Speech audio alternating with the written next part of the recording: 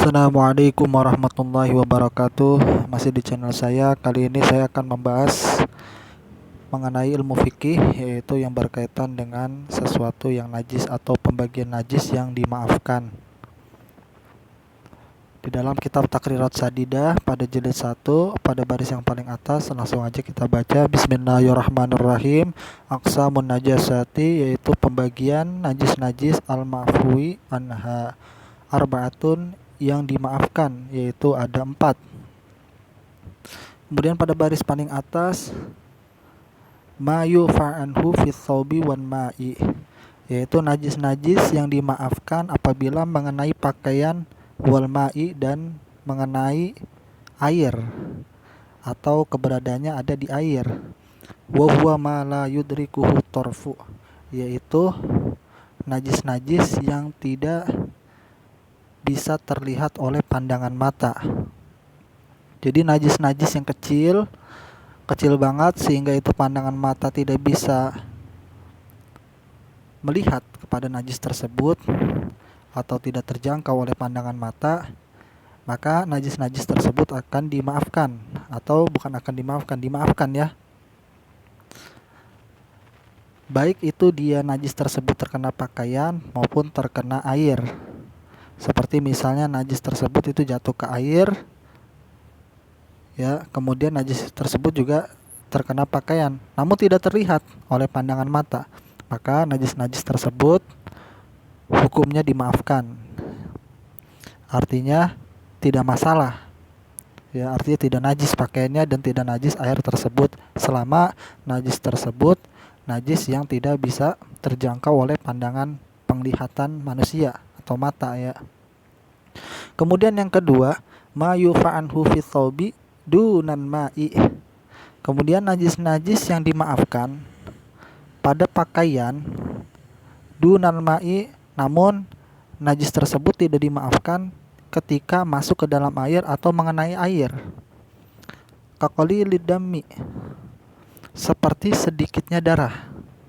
Jadi apabila darah yang sedikit tersebut mengenai pakaian, maka dimaafkan. Berbeda ketika darah tersebut terjatuh atau mengenai air, maka air tersebut menjadi najis. Kemudian selanjutnya yang ketiga adalah ma yu'fa pada baris paling atas anhu fil ma'i duna thawbi. Sebaliknya, najis-najis yang dimaafkan yang mengenai air dunan thawbi, namun tidak berlaku pada pakaian. Artinya najis yang dimaafkan ini apabila mengenai air, maka air tersebut tidak menjadi najis.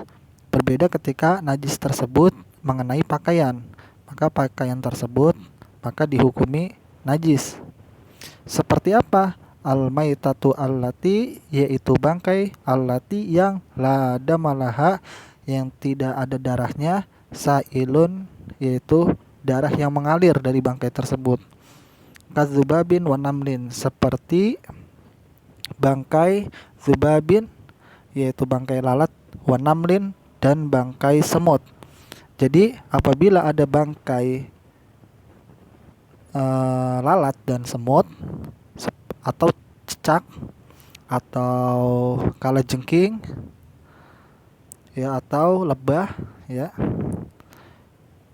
kan hewan-hewan tersebut tidak mengalirkan darah, ya.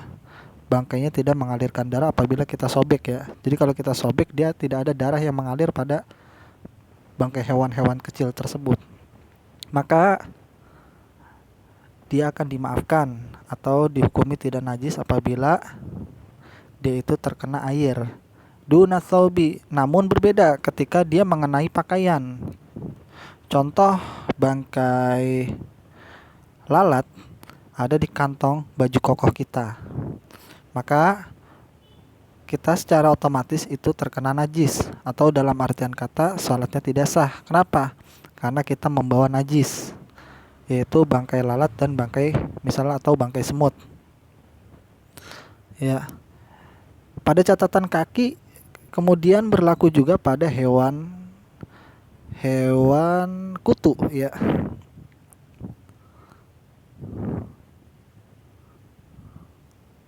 Kemudian ba'udah yaitu nyamuk juga sama ya. Jadi ini adalah najis yang dimaafkan pada air tapi tidak dimaafkan pada pakaian, yaitu bangkai yang tidak ada darah yang mengalir pada bangkai tersebut, seperti bangkai lalat dan bangkai semut atau nyamuk atau kalajengking atau kumbang ya.